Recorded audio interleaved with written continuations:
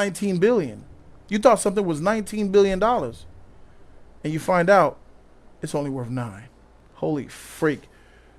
Warner Bros. Discovery, y'all got finessed, bro.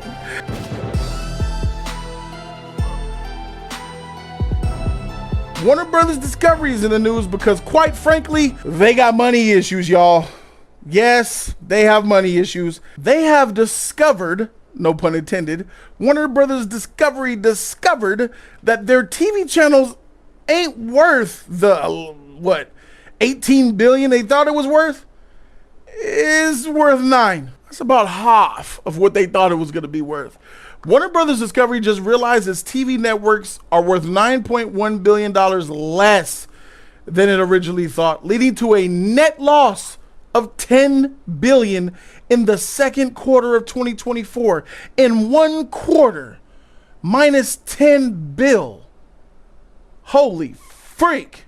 The plummet in valuation is being recognized as a non-cash goodwill impairment charge. Somebody with a bigger brain than mine, please tell me what the freak that mean. That sound like a favor that was never honored, if I'm looking at it. Primarily coming from the networks section of the company. That must have been one eye-opening internal audit. Imagine going through the books and you're like, oh, and finding that $10 billion that you thought was there ain't really there in value and assets and such. I can't even imagine some of the other they found down there. Let me tell you something. $10 billion in a quarter, bruh. That shit don't look good for Warner Brothers Discovery. They're in crisis right now because there's something that you guys probably may or may not know, is that those guys at TNT inside the NBA with Shaq and Ernie and Chuck and Kenny, that's about to be over with. I believe next season, the 2024-2025 season, will be the last season that we have inside the NBA on TNT. The contract was up for renewal. Warner Brothers owning the contract for some decades. And they were playing a game of financial chicken. They said, well, shoot, we'll get to it when we get to it. Other networks threw in a bid. And then guess what freaking TNT did? Guess what inside the NBA did? Guess what the NBA did? They took the highest bidder at that moment. And the highest bidder was none other than Amazon. Amazon said, shoot, Warner Brothers ain't give a bid yet? All right.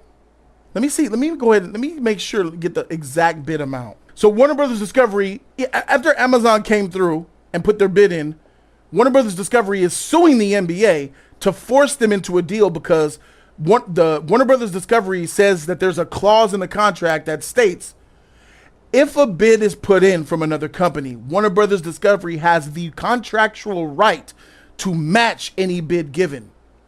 And from what I understand is that Amazon came in with their bid of, what was the offer? Amazon's 11-year, $21 billion bid. 11 years, $21 billion. After Amazon did that, the NBA said, deal. Warner Brothers is like, yo, no, I get to match that. But here's the problem. When Warner Brothers Discovery says, okay, Amazon bid 20.9, we'll match that, 20.9. Done. NBA's like, no. Warner Brothers Discovery's like, what you mean no? Motherfucker, you said we no.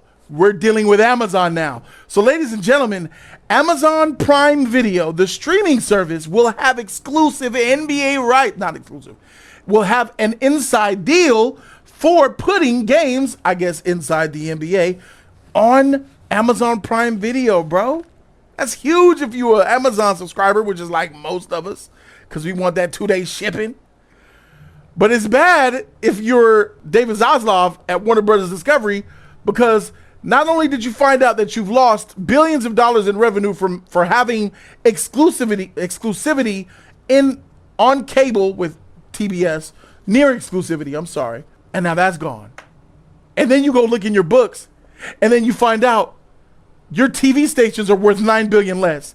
You forecasted that your was worth a certain amount. So this is what this is. Here's what happened. AT&T is such a poorly managed company. All the way back to the Snyder days with Kevin Sugihara, running the show and abandoning AT&T right before he was going to get canceled for his sexual misconduct with an employee, and just said, freak it. They are so poorly ran that they put in a man named Jason Kilar. You guys may have heard of that name before. He's the idiot who decided to release the Snyder Cut to a toxic cult mob, catering and caving to the bullies. And he's the genius moron who decided to put day and date all of 2021 theatrical releases on HBO Max, effectively killing the movie theater experience, effectively pissing off all of Hollywood directors. One director specifically, Christopher Nolan and Denis Villeneuve and Patty Jenkins, and a lot of directors are pissed. But more importantly, Christopher Nolan. Denis Villeneuve wrote a letter, said how much he hates what they did, but Nolan was Warner Brothers' #1 guy. Nolan brought Warner Brothers hundreds of millions and billions of dollars to the company. And Christopher Nolan packed up and he ran to Universal. And that's how we got our Oppenheimer. It was released under the Universal brand because he said Warner Brothers are no longer about cinema. I'm out. They're more worried about streaming. Pissed Nolan off and Nolan ran. So this guy, David Zaslav, he inherited a poorly ran AT&T Warner Brothers merger called Warner Media. So during the Snyder era, all that controversy, all of the Jason Kilar, all the HBO Max BS, all of the directors being pissed, all of Christopher Nolan leaving, all of Denis Villeneuve basically writing a letter saying freak you, all of Patty. That's a big reason why Patty went to Disney and did the Star Wars. Who the freak wants to be around for that? People make movies for the theaters, not for those streaming service. So he came in and bought that company because, remember, he was not a Warner Brothers employee. He was on the Discovery side.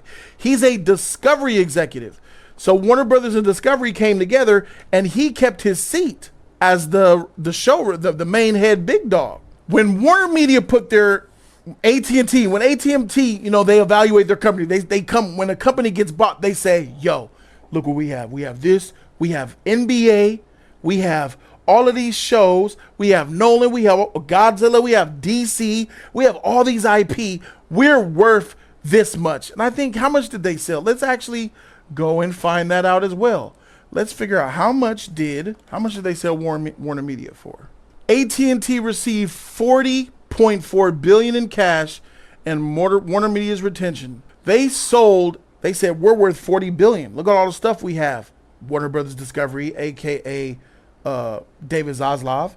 So then Warner Brothers Discovery, they usually send investigators to look into, okay, they own this show, they do have the rights to this, and they performed here, they sold this much in receipts, their box office brings this much, to kind of see if the up and up is legit. They didn't do a good enough job because AT&T, with all the shit they did, over evaluated themselves.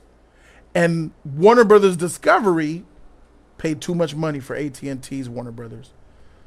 If I'm looking at it, it looks like they should have bought it for maybe $25 billion instead of $40 billion. Because here he is now, some years later, after you have time to actually look at your books, right? He's finding out that they're not worth what they thought. You're looking into the TV division and you're like, what the freak? Something that he said, they're worth 9.1 billion less than it originally thought, leading to a net loss of 10 billion. Well, shoot, you see, you could do the math right there. 19 billion. You thought something was $19 billion, and you find out it's only worth 9. Holy freak. Warner Bros. Discovery, y'all got finessed, bro. AT&T are maniacs, bro. You guys are agents of hell and chaos. Y'all sat back and destroyed DC. Y'all destroyed your relationship with directors, notably Christopher Nolan. And then you destroyed your whole entire reputation in Hollywood and ran with your tail between your legs, running back to telecommunications, giving us service on our phones. And still hold them for something like 15 billion. I can't help but feel bad for this man some type of way. I can't help but feel some type of bad for him. He had so much good intentions for DC, and some of them are still actually happening. He hired James Gunn, gave him total authority. Superman Legacy Superman is coming out next year. They have a new slate called Gods and Monsters Chapter 1. Things are moving and things are happening, but we're still in this phase of uncertainty. We actually haven't really seen any of the shows come to fruition yet. We haven't seen the movie yet. So we're still in this phase, and then we get news like this. It just makes it that much more jaded. And then they find out, oh, by the way, you screwed up your NBA deal. That's gone. Freak. I feel bad for him. Shout out to my dog, Osmosis Jones, with the $20 super chat. I appreciate you, man. Doesn't Warner Brothers Discovery own HBO? No wonder House of the Dragon Season 2 was so mid. And I'm glad that you brought that up, because House of the Dragon is a nightmare. House of the Dragon Season 2 is absolute dog shit. A waste of my time. I got shortchanged, and it's just not even a complete season. But you're right, Osmosis. It is said, it is rumored that Warner Brothers Discovery cut 2 episodes from Season 2. It was supposed to be 10 episodes, but because of budget reasons, they only gave us 8, effectively chopping potentially dragon fights, and that's why it makes a lot of sense why Season 2 ended so weird. And you're like, what? Because that shit is gone, and they're probably going to put that in Season 3 because of budget. And yes, you're right. They do own HBO. They do own Max. HBO as we know it is dead, and this man needs to get his priorities straight. He needs to get rid of certain people under his wing.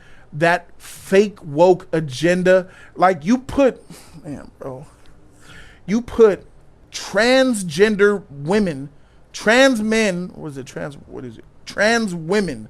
You put trans women in the final episode for what? Outside of the agenda. What reason did you spend 15 minutes of our finale to introduce a trans that doesn't matter to the story and us on some dragon? Was on a real ending.